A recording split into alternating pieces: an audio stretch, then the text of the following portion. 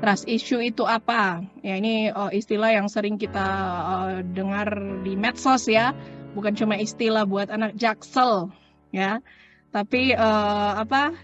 Kita lihat di medsos, oh ini dia lagi trust issue nih. Oh orang itu bikin saya jadi trust issue. Nah apa itu trust issue sebenarnya? Ya kalau dicari di literatur ya beberapa artikel, trust issue itu berarti masalah kepercayaan pada orang lain, ya, atau bisa dikatakan sebagai kondisi saat kita tuh sulit percaya sama orang, ya. Ini yang ikut di sini, ya, semoga saya harap bukan ikut karena juga punya masalah trust issue ya, ya. Ini nanti kita bisa evaluasi diri ya, apakah kita ternyata punya masalah trust issue, karena dampaknya itu bisa berefek di banyak hal ya. Itu nanti akan saya coba paparkan sedikit yang bisa saya temukan ya. Jadi trust issue bicara tentang ya kalau kita ternyata kok saya sulit ya percaya sama orang gitu ya, atau saya sulit untuk mempercayakan sesuatu ya, satu hal saya urus sendiri itu lebih baik dibandingkan saya harus mempercayakan itu pada orang lain. Nah, kira-kira seperti itu untuk arti isu sendiri. Ini pertama saya mau ajak teman-teman untuk lihat, ya, karena ini namanya problem, ya ini tapi tidak mengarah pada disorder ya, tapi masih problem yang sebenarnya itu bisa diatasi. Nah, ciri-ciri orang yang memiliki trust issue, saya coba cari di beberapa artikel, kemudian kaitkan juga dengan beberapa kasus yang pernah saya tangani ya, pada mahasiswa juga anak remaja SMP SMA. Kira-kira inilah yang bisa kita amati. Ya, orang kalau dia punya trust issue biasanya punya ciri-ciri seperti ini. Yang pertama, menarik diri atau menyimpan perasaan. Jadi karena masalahnya itu ada di kepercayaan, ya sulit untuk percaya sama orang, maka cenderung yang akan muncul, yang terlihat adalah lebih senang menarik diri. Misalnya dia punya masalah, dia tahu punya masalah, tapi dia sulit gitu untuk kemudian share ke orang, ya. Atau bisa jadi saat orang lagi rame-rame, ya pada saling curhat satu sama lain, ya orang kalau dia punya trust issue cenderung dia menarik diri, atau bahkan ya yang terparah adalah dia senang menyendiri, ya tidak mau bergaul, ya, dan cenderung simpan perasaannya.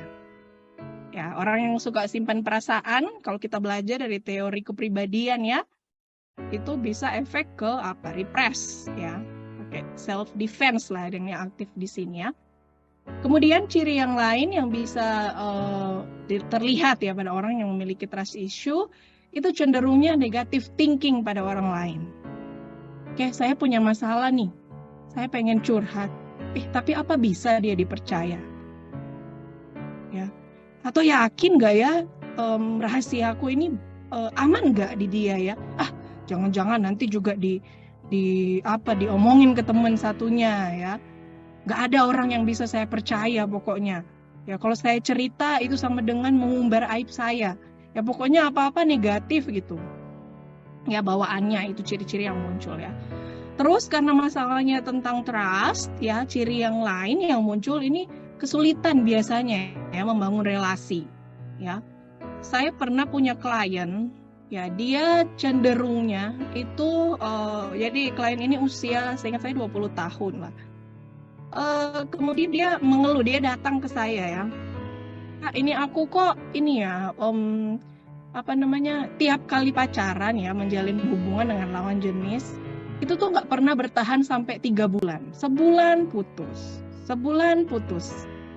gitu ya. Saya tuh ngerasa nggak ada cowok ya, kebetulan cewek ya, nggak ada, saya nggak cocok dengan dia ya. Nah ternyata digali masalahnya dia punya trust issue ya, dan ciri-cirinya muncul seperti itu ya, sulit membangun relasi, terutama relasi dalam jangka panjang. Tapi bukan juga berarti orang yang punya trust issue terus nggak punya teman sama sekali, nggak juga gitu ya. Cuma untuk yang long lasting ya, friendship atau yang hubungan romantik itu tuh kebanyakan sulit untuk dibangun. Jadi konteksnya seperti itu ya, menghindari hubungan yang berkomitmen Ada juga pernah ada klien yang dia sudah usia teman saya sebenarnya ya, cuma dia curhat, sudah usia 35 tahun. Itu tuh sulit, dia tidak memilih untuk menikah. Ya, jadi dia memilih untuk sendiri karena itu ternyata ya dasarnya dia punya trust issue ya terhadap papanya ya. Jadi dia tidak punya figur yang pasangan yang ideal menurut dia. Kemudian mudah curiga sama orang terdekat ya. Jadi misalnya ada orang yang dia sebenarnya punya niat baik ya, mau nolong kita ya, bisa jadi kita curiga, ih pasti ini ada maunya nih. Ya, tidak mudah untuk percaya perbuatan orang sama dia, apalagi orang yang berbuat jahat. Ya, nggak bisa hilang tuh ya, selamanya akan tertanam pada dia. Oh si A ini adalah teman yang jelek, walaupun kan ya kita bisa menerima orang harusnya bisa berubah ya. Dan itu sulit diterima kalau orang punya trust issue. Sekali dikecewakan, dia akan curiga seumur hidup. Ya kira-kira seperti itu. Kemudian ini ya ciri yang selanjutnya ya orang ini sering overwhelming ya. Ketika harusnya kerja kelompok, ya cenderung milih I take everything, pokoknya saya mending kerjakan sendiri, teman yang lain udah tinggal presentasi, ya. Atau kerjaan di panitia misalnya, ya kalau ada teman yang seperti itu, saya ini aku kerjain semua ya, kalian nanti tinggal lihat. Ya, cenderung memilih untuk melakukan sendiri dibanding mempercayakan membagi kerjaan dengan orang lain. Itu juga bisa jadi salah satu ciri orang yang punya trust issue.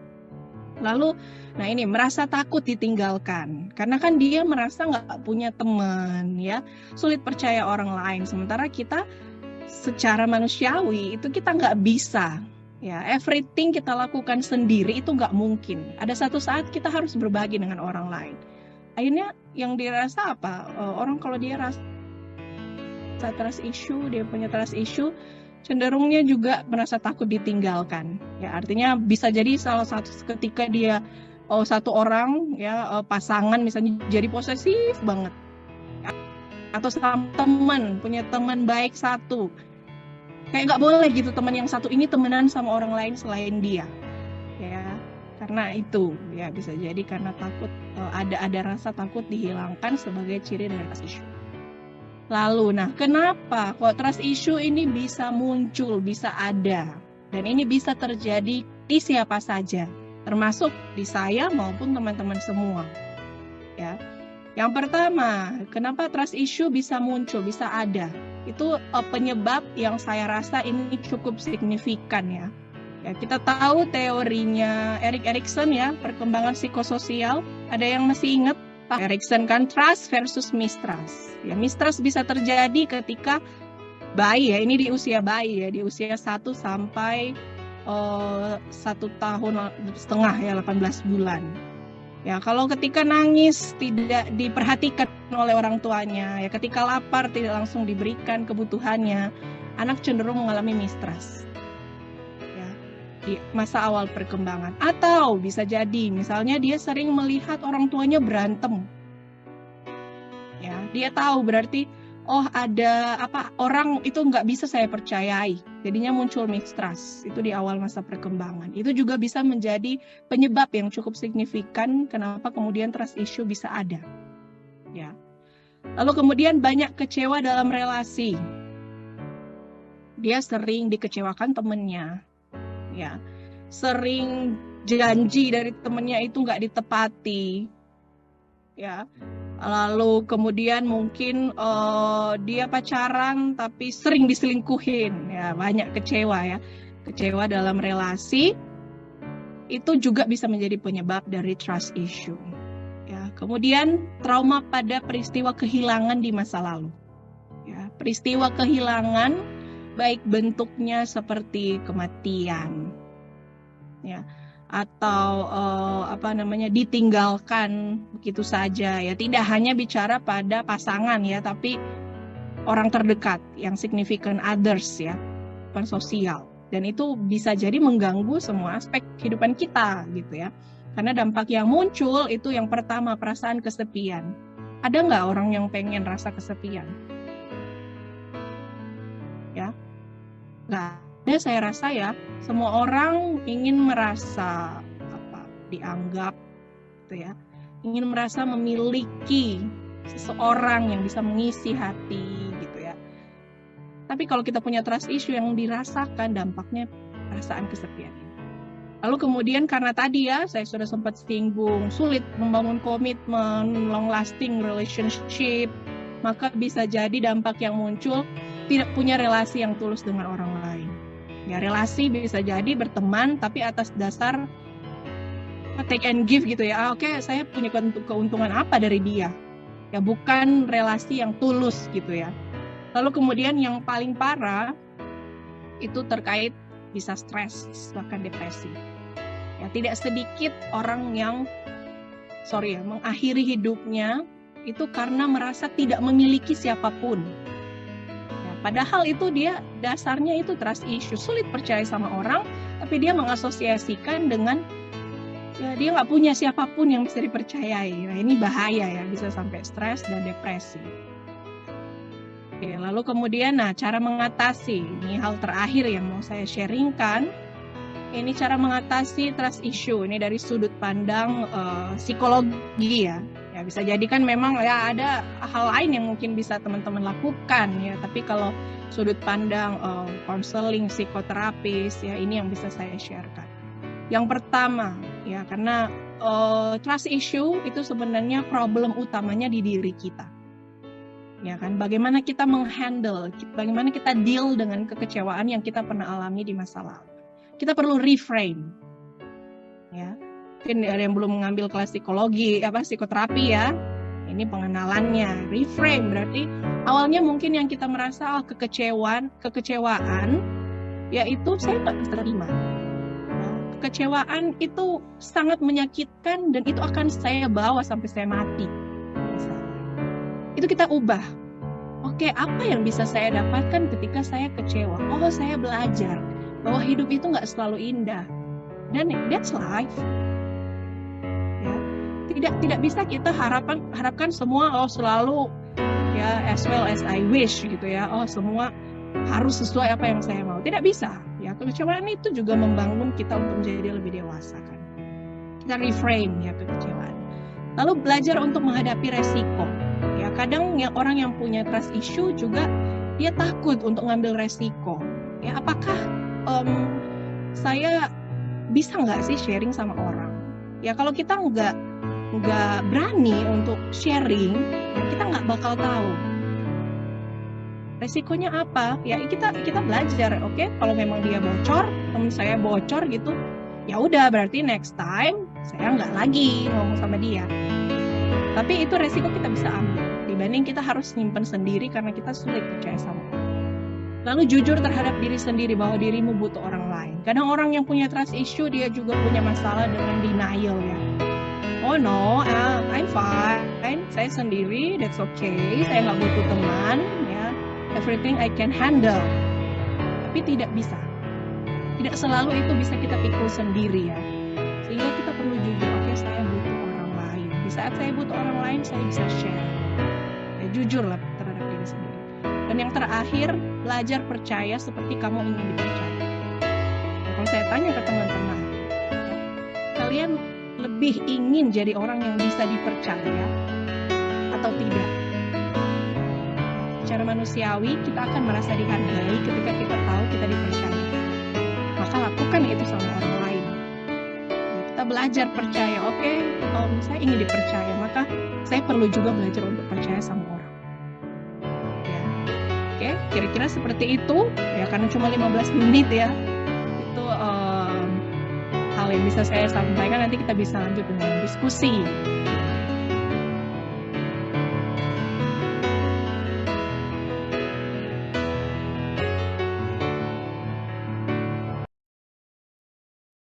Baik, terima kasih Kak Dewita.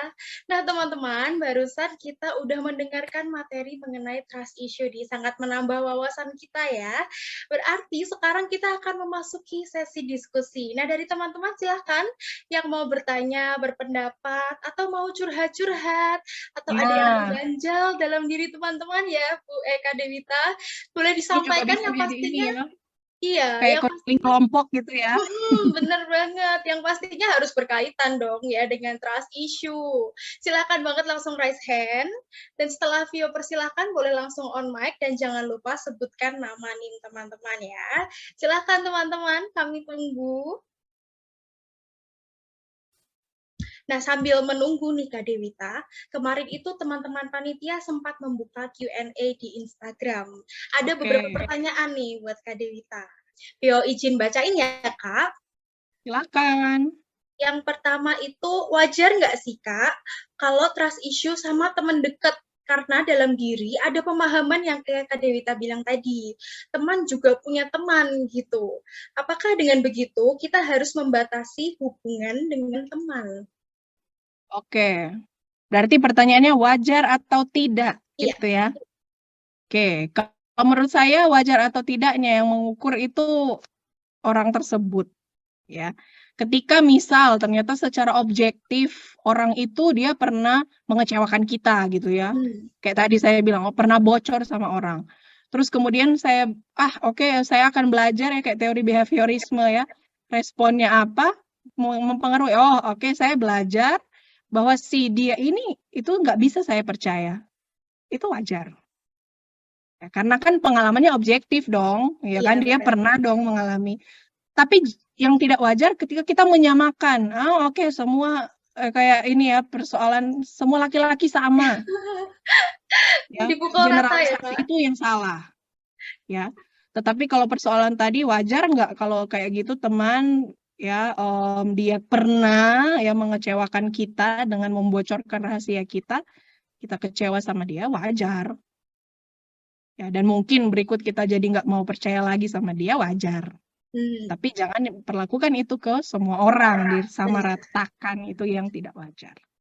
Setuju sih Kak, setuju. Oke.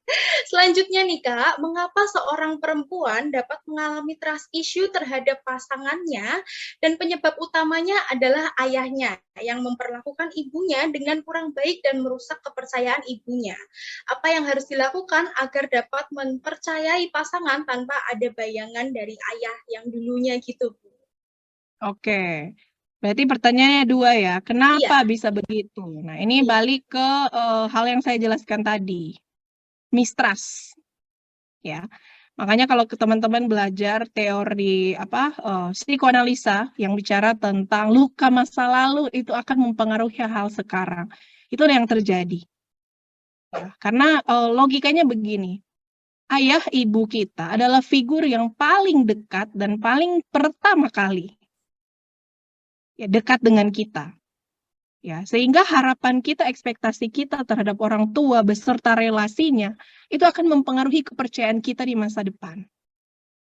Ya, anak kalau dia sudah dilukai ya kekecewaannya, dilihat bapaknya ini nggak bisa dipercaya atau bapaknya ini nggak setia, bapaknya suka mukulin ibunya misalnya. Bayangkan apa yang akan terjadi. Ya, tentu saja dia akan menjadi ya figur, istilahnya kita mempercayai seseorang nih, kita jangankan bapak ibu ya, idol. Ya, idol ya, idola kita, terus kemudian pastikan fokus kita ke dia ya, segala sesuatu tentang dia, baik-baik buruknya. Sekali dia melakukan hal yang buruk, nah itu akan mempengaruhi kita kan, apalagi itu bapak sendiri. Itu pasti akan kemudian, yang cenderungnya gini kan, kita akan memilih pasangan, itu pasti akan yang mirip dengan ayah kita misalnya.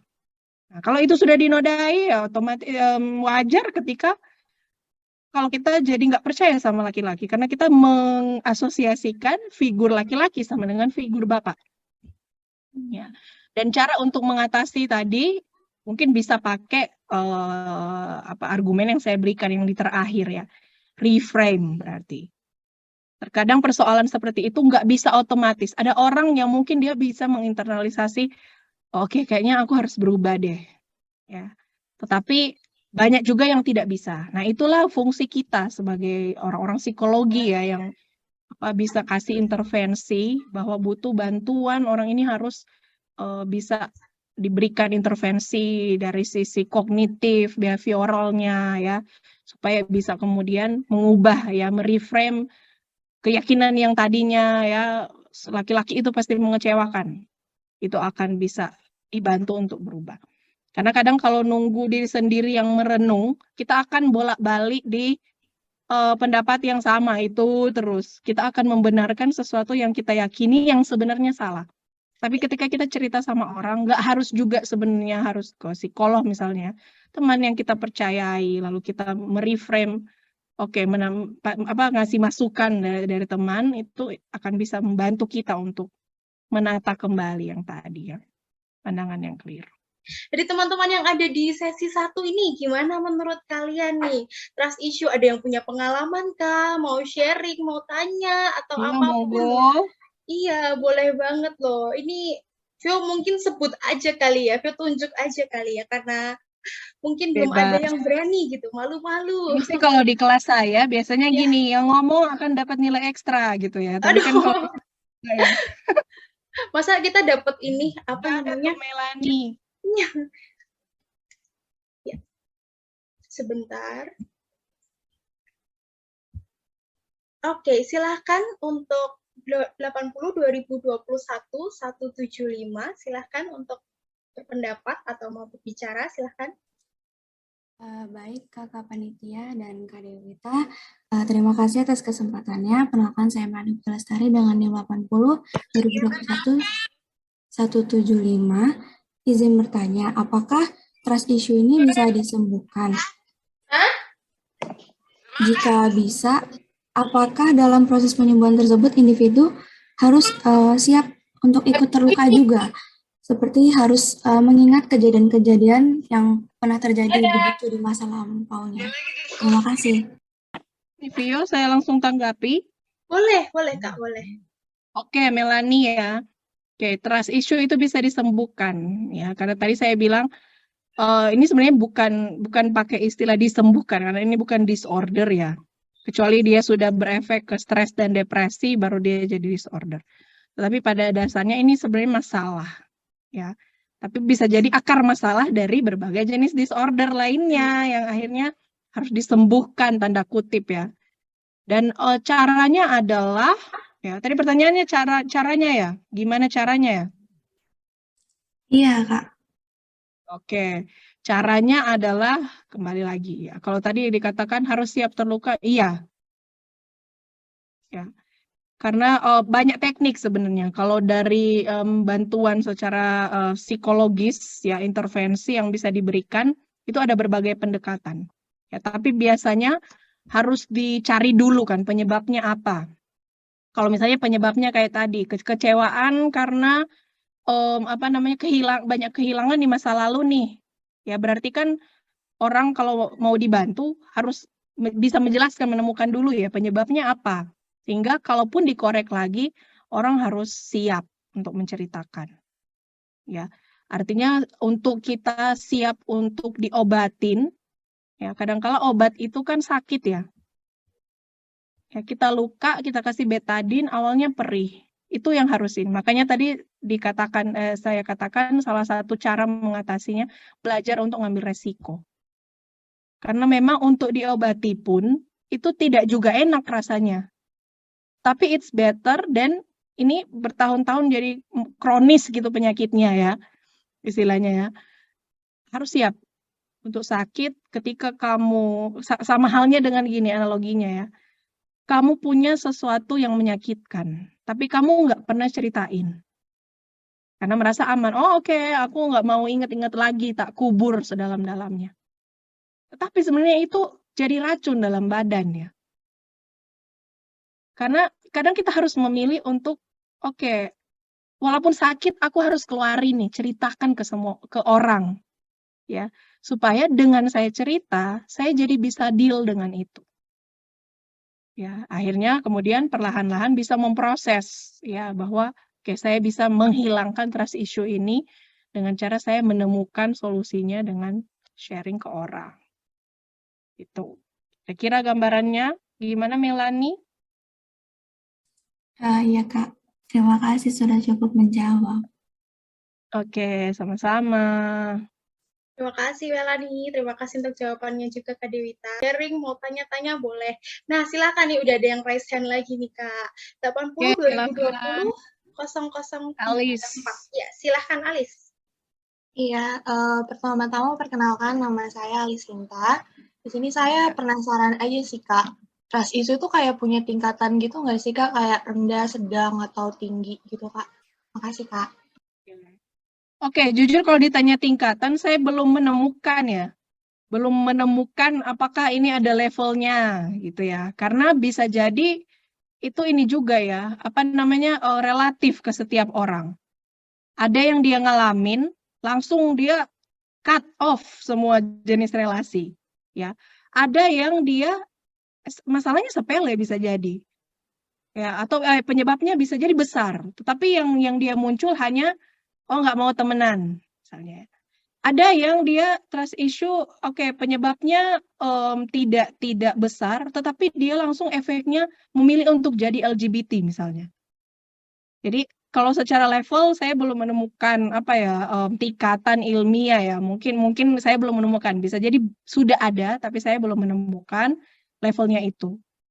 Ya, seperti itu. Tapi bisa dilihat lebih ke ciri-ciri dan apa jenis masalah yang ditimbulkan ya, dampak yang tadi.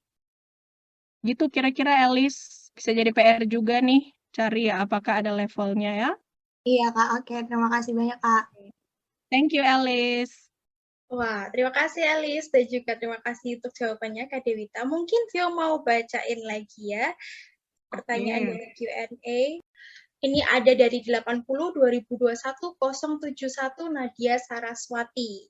Apakah trust issue yang seseorang alami dapat mengurangi rasa percaya diri dan menjaga jarak terhadap orang baru, Kak? Yes, betul. Ya, dampaknya iya. Ya, orang kalau dia trust issue, dia tidak percaya orang lain kan logikanya gitu ya. Tidak percaya orang lain, dia sulit menerima feedback atau masukan apapun dari orang lain, maka penguatan di diri dia juga jadi kurang. Ya, itu bisa jadi efek, dia jadi nggak pede. Mau bergaul, kayaknya nggak, mundur. Ya. Oke, saya mau ikut satu kegiatan. Ya, karena tadi kan cirinya negative thinking, toh. Enggak takutnya saya kalah. Nanti orang lain mencap saya jelek nih. Nanti saya diketawain. No, mundur. Ya, orang yang tidak dilatih, namanya kepercayaan diri itu kan bukan sesuatu yang mutlak. Itu relatif, kita semua yang nggak pede itu bisa jadi pede kok. Ya bisa dilatih. Tapi ketika kesempatan latihan itu nggak ada, kita nggak membuka diri itu, untuk itu, ya bisa jadi efek juga ke kepercayaan diri. Ya, gitu. Baik, terima kasih Kak. Nah ini forum ini udah paling cocok buat ngelatih kepercayaan diri ya Kak ya, buat bertanya, Satunya ya, selain di kelas juga. Iya, bener banget. Ayo teman-teman yang lainnya mungkin ada yang masih mau bertanya, berpendapat gitu. Silahkan banget loh. Ditunggu. Trust issue-nya jangan sampai ke diri sendiri juga ya. Iya benar. Trust issue ini berarti bisa memancing macam-macam ya Kak jadinya ya Kak ya. Jadi bisa malah jadi gangguan ya dari trust issue yang problem itu ya. Ya, betul. Efeknya bisa jadi malah ke disorder nanti ya. Iya benar. Silakan teman-teman yang lain, panitia, peserta juga. Atau mau tunjuk nih. Tanya gimana? Ini ada lagi nih Kak yang angkat tangan. Fitri, silakan. Ya, silakan Fitri. Oke. Selamat pagi buat Kak Dewita dan semua panitia. Terima kasih buat kesempatannya. Saya mau tanya nih, kayak agak bingung gimana gitu, soal bedanya trust issue dengan pistantrophobia gitu. Kan sama-sama akibat dari kekecewaan gitu. Ketemu orang ya? Iya, rasa takut untuk mempercayai gitu, Kak. Terima kasih. Pistantrophobia, oke. Bisa jadi gini levelnya, kayak tadi saya bilang ya, kalau trust issue itu sebenarnya levelnya masalah. Bisa jadi pistantrophobia itu adalah efek dari trust issue yang sebenarnya, misalnya yang sebenarnya dia trust issue, tapi karena nggak tangani, nggak obatin tanda kutip, dia berkembang menjadi itu. Tapi kalau di level ya, kalau di kuantitatifkan yang namanya fobia dan lain-lain itu levelnya sedikit lebih tinggi. Ya, sehingga yang trust issue bisa jadi penyebab, ya korelasinya ke fobia bisa jadi penyebab dari fobia yang tadi itu. Ya, seperti itu. Berarti kemungkinan kayak misalnya tidak disadarin gitu, Masnya. Jadi kemungkinan akan bisa menimbulkan itu ya, Kak? Bisa, kalau setiap hari istilahnya ya, logikanya kita, oke setiap hari kita membiasakan ini akan nggak mau nih, ya udah saya sendirian terus ya. Di rumah nggak mau berelasi dengan orang lain, pokoknya menutup diri buat relasi apapun. Nah, itu bisa berkembang jadi fobia yang tadi. Itu. Tapi bisa jadi yang muncul sama, ya. Cuma levelnya kalau sudah terdiagnosa fobia, ya biasanya lebih tinggi ya levelnya. Baik, Kak. Terima kasih. Oke, Fitri. Terima kasih Fitri. Ada lagi teman-teman? Boleh silahkan teman-teman peserta. Gabriel. Nah, ada nih Gabriel, silahkan. Ya, terima kasih buat kesempatannya. Mau tanya Kak, kalau gimana sih caranya kita dapat kepercayaan teman kita yang memiliki trust issue gitu? Biar Oke, dapat ini dari sudut pandang teman ya. Iya, Kak. Oke, nah ini bagus juga dibahas ya. Cara kita istilahnya menjadi media untuk tanda kutip apa ya pemulihan teman kita yang punya trust issue. Ya sebenarnya sederhana. Jadilah orang yang bisa dipercaya. Ya tunjukkan ke teman karena tadi kan cara apa namanya salah satu penyebab kenapa trust issue muncul karena seseorang itu bisa jadi tidak menemukan orang yang bisa dipercaya ya. Jadi ketika kita punya teman yang punya trust issue, ya sebagai teman kita perlu untuk menjadi orang yang bisa dipercaya. Jadi misal kalau teman kita punya persoalan, kita sudah lihat kan, apalagi ini mahasiswa psikologi kan, bisa observasi nih, wah kayaknya temanku lagi bad mood nih, tapi kok dia diem aja ya? Oke, kita datang ke dia bukan untuk kayak, ayo dong cerita dong, kamu kenapa sih? Ya, jadi kesannya jatuhnya kepo, bukan pengen membantu ya. Jangan berperilaku seperti itu. Ya udah, kita langsung connect aja. Sebagai teman kan kita biasanya tahu ya apa yang dia sukai, apa yang tidak dia sukai. Nah, coba tawarkan sesuatu yang dia sukai. Pelan-pelan, ya dengan begitu orang akan tidak perlu kita suruh, seseorang itu akan menjadi, oh, kayaknya dia ini deh, bisa dipercaya deh. Ah, aku kayaknya nyaman sama dia, oke, saya mau cerita deh. Gitu ya. Jadi, seperti itu kira-kira yang mungkin bisa dilakukan ya. Gitu Gabriel. Kalau misalkan kita pernah bohongin teman kita, terus gimana cara dapat kepercayaan lagi, Kak? Jadi intinya itu. Ya minta maaf ya. Kalau menurut saya secara jujur ya to the point aja. Ya. Seperti halnya misal pacar kita ngecewain kita kan. Nggak mungkin nggak pernah. Tapi kan kesempatan untuk meminta maaf dan berjanji untuk memperbaiki itu ada. Ya, sehingga bisa aja disampaikan gitu ke temannya. Oke, saya tahu saya pernah melakukan kesalahan, saya pernah bohongin kamu. Tapi alasan saya ini, jelaskan. Dan saya janji kok mulai sekarang saya nggak akan melakukannya lagi, ya. Tetapi perkataan harus disertai dengan perbuatan, ya. Artinya berarti ya kalau kamu ingin dipercaya lagi ya jangan dikotorin lagi kepercayaannya, ya. Lakukan seperti yang awal saya bilang tadi. Ya. Apa yang kamu lakukan ya tergantung ya kualitas hubunganmu dengan temanmu seperti apa, ya, dan cari tahu apa yang bisa menarik perhatiannya dia ya, supaya bisa catch attention-nya dia untuk percaya lagi sama kamu. Kira gitu. Terima kasih, Kak. Gimana? Terima kasih atas kesempatannya. Kak Dewita tadi kan menyebutkan trust issue ini membuat hubungan pacaran itu tidak berlangsung lama. Nah, jika berlangsung lama, apakah bisa menimbulkan toxic relationship? Jika bisa, solusinya apa, Kak? Terima kasih. Ya, jadi memang efeknya kalau trust issue ya bisa aja, ada memang yang dia bertahan lama. Tetapi hubungannya nggak tulus. Ya. Pasangan bisa jadi posesif sama pasangannya. Ya, karena trust issue tadi. Ya, jadinya kemudian hubungan itu akan menjadi bukan saling mengisi, ya. Tetapi jadinya yang satu takut sama yang satu.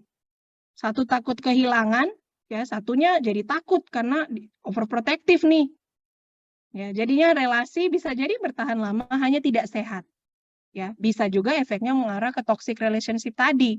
Satu berusaha mengontrol yang satu, satunya merasa terlalu dikontrol, dikekang, akhirnya harus bohong. Muter lagi, ya kan? Jadi rantai yang nggak habis putus, ya. Akhirnya supaya safe, dia harus bohong, ketahuan bohong, minta maaf, nggak bisa dipercaya lagi. Begitu terus. Ya, jadi itu memang benar bisa terjadi, ya. Bisa terjadi seperti itu. Ya, makanya kalau ada trust issue, lebih baik segera dibereskan. Kalau merasa ternyata permasalahannya kayaknya di aku deh, karena pengalaman masa laluku buruk. Jangan itu, ya, diatasi supaya tidak akhirnya ngefek kemana-mana, ya, kayak baju luntur akhirnya yang bagus-bagus kena semuanya kan. Nah, itu harus dibereskan, diatasi. Gitu kira-kira tanggapan saya, Lutfia. Baik, Kak. Jadi solusinya itu kita harus mengevaluasi diri kita sendiri gitu ya, Kak, agar hubungannya bisa berjalan dengan sehat. Betul, karena kan untuk suatu hubungan long lasting itu nggak bisa kita harapkan hanya orang pasangan kita yang harus menyesuaikan diri ke kita. Tetapi kita juga perlu tahu ya apa yang bisa saya bantu ya, saya beri kontribusi supaya hubungan itu jangka panjang. Ya, apalagi memang kalau kamu berkomitmen ya dalam hal romantic relationship ya, berkomitmen untuk terus sama dia nih sampai tua gitu ya. Nggak mungkin dong setiap hari ketemu dia, tapi kita secara pribadi nggak percaya sama dia, itu akan sangat tidak enak. Efeknya pun ya kalau dari sisi perkembangan ketika punya anak nanti, ya itu juga pengaruh. Ya kan, cara kita membesarkan dia, bisa jadi trust issue itu muncul juga ke anak kita. Jadi jadi orang tua yang overprotective gitu kan. Jadi sebenarnya memang efeknya nih berlarut-larut ya. Jadi perlu segera dibereskan. Kalau kita merasa kita punya trust issue terhadap orang. Ya, thank you pertanyaannya Lutfia. Menarik ya. Terima kasih Kak Dewita untuk tanggapannya. Oke. Terima kasih. Mungkin Vio kali ya, Kak. Vio juga punya pertanyaan gitu. Boleh, silakan Vio. Kalau misalnya nih Kak, kita punya teman yang ternyata dia punya trust issue nih.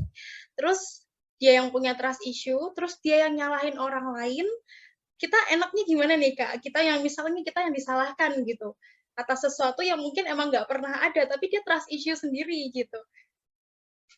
Oke. Kalau menurutku ya, itu lama-lama jadi toksik juga ya. Iya. Mungkin dilihat ini, orangnya mau berubah enggak? Ya, istilahnya dia bisa disadarkan enggak bahwa dia itu punya problem sebenarnya. Ya, sebagai teman yang baik ya kita perlu mencari usaha dulu ya, lakukan yang kira-kira bisa membuat dia better. Ya, misalnya nyaranin dia untuk konsultasi kah ke psikolog gitu ya. Tapi kalaupun tidak ternyata ya mau nggak mau ya hal terakhir yang mungkin bisa kamu lakukan daripada kamu juga yang jadi trust issue sama orang. Bener. Ya udah, kalau saya sih take it or leave it ya. Karena kadang kalau udah toxic gitu, ya udah selama kita sudah merasa benar memberi yang terbaik buat dia, tapi dianya nggak kasih feedback yang baik, ya udah.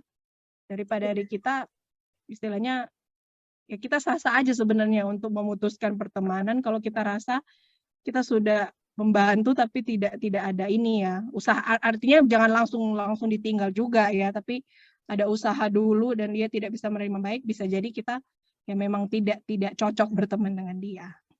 Iya, dan masih setelah di cut off nih Kak, setelah di cut off iya, ada cut off ya, iya, kemarin rame di TikTok. Masih trending ya. Udah di cut off tapi masih tetap nyalahin kita Kak. Jadi ya udahlah gitu akhirnya. Bisa jadi dia sebenarnya ini butuh perhatian kamu tuh. Cuma dia gengsi untuk bilang gitu ya. Bisa udah sampai minta maaf gitu Kak, udah sampai minta maaf, udah sampai ya diajak ngobrol gitulah baik-baik, tapi ya udahlah emang gitu. Tidak cocok, masalah bukan masalah kamu baik tidak baik ya. Iya, tapi bukan. lebih cocok. Tidak sefrekuensi lah istilahnya. Tidak sefrekuensi, benar. Iya. Silakan yang lain mungkin. Terima kasih Kak untuk jawabannya. Oke, sama-sama. Panitia juga boleh loh. Nah, ada lagi nih Gabriel. Gabriel lagi boleh, nih. silakan. Iya, Kak.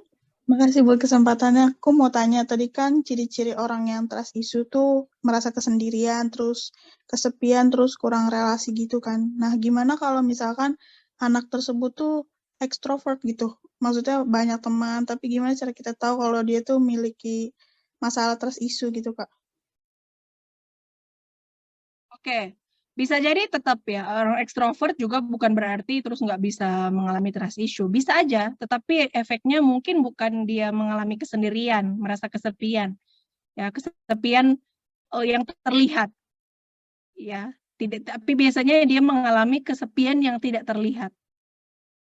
Ya, artinya apa? Dia bisa terlihat, oke dia gaul nih, temennya banyak. Tapi ketika pulang, dia ngerasa hatinya kosong. Bisa jadi efeknya gitu. Ya, jadi tidak selamanya orang yang trust issue dia kemudian hanya menyendiri, ya, tidak punya teman, tidak juga. Ya, tapi yang menjadi indikator ya atau menjadi apa namanya apa ya rasa ya yang bisa kita ukur, yang ukurannya adalah rasa kesepian. Kita full nggak ya percaya sama orang, kita full nggak merasa bahwa kita punya teman, tetapi hati kita penuh juga. Ya, tapi kalau bisa jadi ekstrovert tadi, ya kalau dia punya teman banyak, tetapi dia merasa hatinya kosong gitu ya, kesepian. Ya, jadi bisa dikatakan dia mengalami kesepian secara emosional. Gitu Kalau kira-kira. misalkan trust issue kan harus bisa susah untuk cerita ya, Kak. Nah, gimana tuh caranya biar orang itu bisa punya kepercayaan buat cerita ke orang gitu? Kan susah tuh buat percaya sama orang lain gitu. Gimana cara dia bisa keluarin ya unek-uneknya gitu? Oke, sebenarnya kalau dari diri sendiri ya harus apa ya sadar. Ya kayak tadi ya, perlu jujur sebenarnya dari diri sendiri bahwa saya itu butuh cerita ke orang lain. Kalaupun dari diri sendiri nggak bisa, ya mungkin kayak tadi ya pertanyaannya siapa tadi, yang ya dari teman yang aware bahwa orang ini ternyata punya trust issue. Ya, jadi bisa secara langsung atau tidak langsung bisa bantu untuk teman itu keluar dari lingkar trust issue. Oke, Kak, terima kasih buat jawabannya. Oke, View punya pertanyaan lagi nih Kak dari Q&A dari panitia kemarin. Ini masih anon lagi. Apakah trust issue mampu hilang dalam usia tertentu atau bagaimana trust issue mampu memudar gitu Kak? Oke, nah menurut analisa saya, trust issue itu tidak bisa semakin lama itu malah semakin parah. Menurut saya, ya sesuai dengan pengalaman ya, baik pengalaman pribadi maupun pengalaman yang saya temukan dengan klien. Terus itu sayangnya kalau tidak ya itu akan memudar ketika masa kecil itu langsung di treatment. Tetapi dia tidak bicara kayak misalnya luka gitu ya, lama-lama dibiarin sembuh sendiri gitu atau kayak flu gitu ya. Sayangnya trust issue semakin dipelihara, semakin jadi mengakar. Ya, yang muncul self defense mechanism nih semua. Yang akan kerasa itu ketika kita dewasa. Ya, sehingga tidak ada istilah akan memudar dengan sendirinya, enggak. Ya, itu kayak kanker, kamu diamin, ya akan tambah besar lah dia. Jadi harus segera ketika ketahuan, ketika sudah ada peristiwa. Makanya kenapa mungkin teman-teman lihat ya, ketika ada bencana, itu biasanya orang langsung kasih intervensi trauma healing. Ya, atau ada kehilangan orang tersebut, sebaiknya disarankan untuk konsultasi. Ya, karena semakin cepat trauma itu dihilangkan, semakin dia nggak akan berkembang jadi macam-macam termasuk trust issue. Gitu. Konsepnya begitu. Baik, terima kasih Kak Dewita. Ini semoga menjawab juga buat yang bertanya ya. Tapi kalau misalnya langsung cepat-cepat ditanganin gitu ya kayak tadi misalnya orang misalnya kehilangan seseorang yang disayang gitu. Terus langsung mungkin 1 minggu setelahnya gitu langsung ke psikolog, saya kok nangis terus gitu apa segala macam. Bukannya itu masih wajar ya Kak, karena emang dia baru aja kehilangan gitu. Tapi yang perlu diubah di situ bukan menghilangkan rasa kehilangannya, tetapi yang diubah cara pikir atau cara dia mempersepsikan kehilangan. Oh. Karena ya kayak gitu kan kita nggak bisa juga dong denial kehilangan terus kita nggak sedih. Iya, Itu benar. sesuatu hal yang mustahil gitu. Ya, tapi yang bisa kita ubah adalah apa arti kehilangan itu. Ya, kehilangan seseorang yang kita sayangi kan bukan berarti kehilangan dunia kita ya. Iya. Orang datang dan pergi itu wajar. Ya, yang kita perlu ubah cara dia melihat atau mempersepsikan kehilangan itu agar bisa lebih mudah diterima, akhirnya dia bisa berdamai. Karena kan bukan tidak mungkin kita mengalami peristiwa kehilangan itu akan berulang-ulang.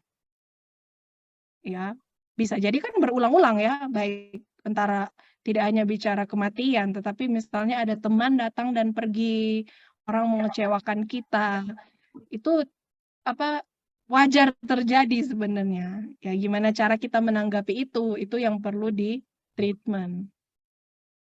Gitu.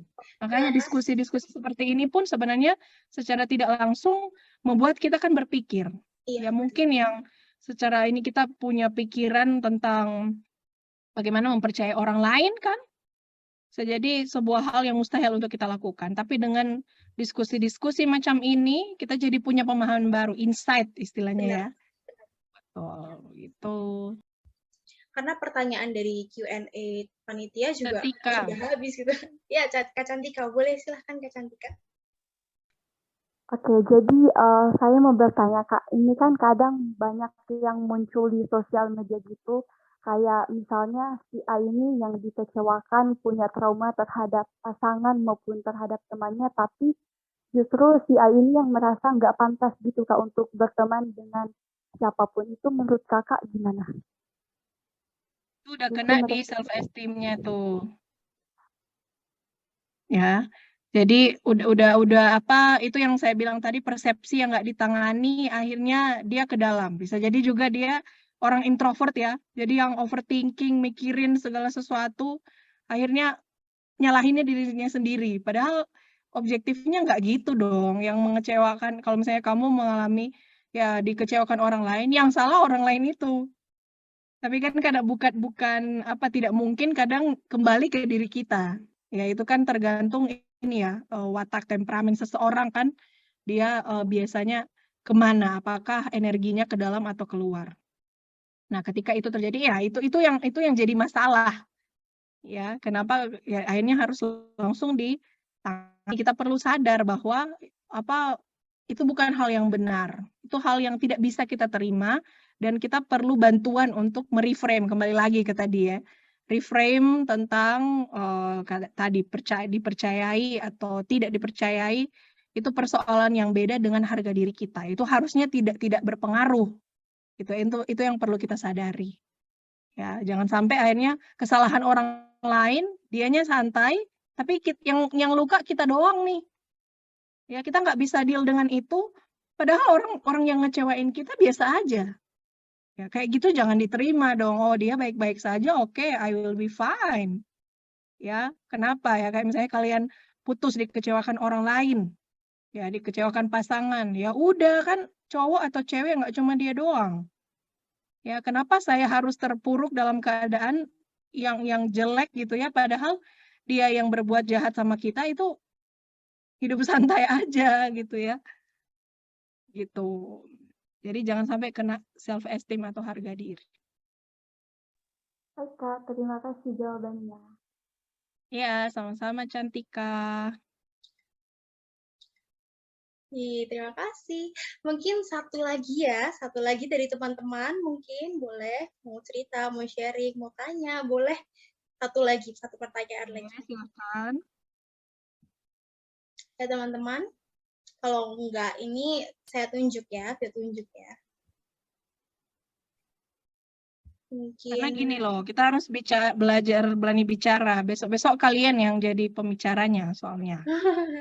Dan psikologi gitu kan, jadi psikolog, ilmuwan psikologi harus pinter ngomong.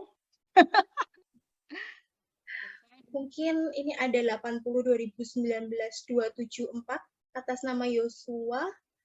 Boleh Kak Yosua menyampaikan pendapat, pertanyaan, atau pengalaman? Duh, Kak Yosuanya ada nggak nih? Silakan Yosua. Yosua 80-2019-274. Yosua, Kak Yosua, ada nggak ya? Oke, mungkin lagi ke kamar mandi kali ya, Kak ya. Kita positif thinking aja. Atau mungkin ini 80-2019-157, Alvina Della. Kak Alvina Della boleh menyampaikan pendapatnya? Nggak bertanya pun nggak apa-apa sebenarnya ya. Bisa Iya. juga menyampaikan argumen atau tanggapan apa Pengalaman terkait juga ya, Kak ya? mengalami ya, bahwa kalian mungkin pernah punya teman atau diri sendiri juga pernah punya itu trust issue. Mungkin dari yang 2020 kali ya, 80-2020-272, Anugrah, ada nggak ya? Halo, Anugrah. Halo. Oke, ada. Boleh berpendapat, cerita, Oh, bertanya. ini cek terus ya. Oke. Sebenarnya kalau dari aku mau tanya aja sih, Kak. Oke, jadi aku ada temen. Jadi kalau aku ketemu dia tuh hawanya kayak dia tuh kayak ada tekanan gitu loh, Kak. Nah, terus aku juga udah kayak apa ya? Ayolah terbuka, apa sih yang menyebabkan kamu tuh kayak gini gitu loh. Soalnya sering ketemunya tuh ya posisinya nggak berubah gitu loh, kayak dengan penuh tekanan itu loh, Kak. Nah, mungkin aku juga udah kayak nyaranin kalau misalnya nggak percaya dengan temen ya coba aja ke psikolog gitu. Tapi dia sampai apa nih? Pokoknya yang aku tahu tuh belum datang ke psikolog gitu. Nah, misalnya kalau aku mencoba menyarankan eh, masalah-masalah yang dihadapi itu diluapinnya itu dalam bentuk tulisan misalnya kayak di buku harian gitu-gitu untuk mengurangi apa ya, mengurangi tekanan yang dimiliki karena dia kan aku mikirnya kayak dia nggak percaya gitu kan ketika dia apa terbuka dengan masalahnya.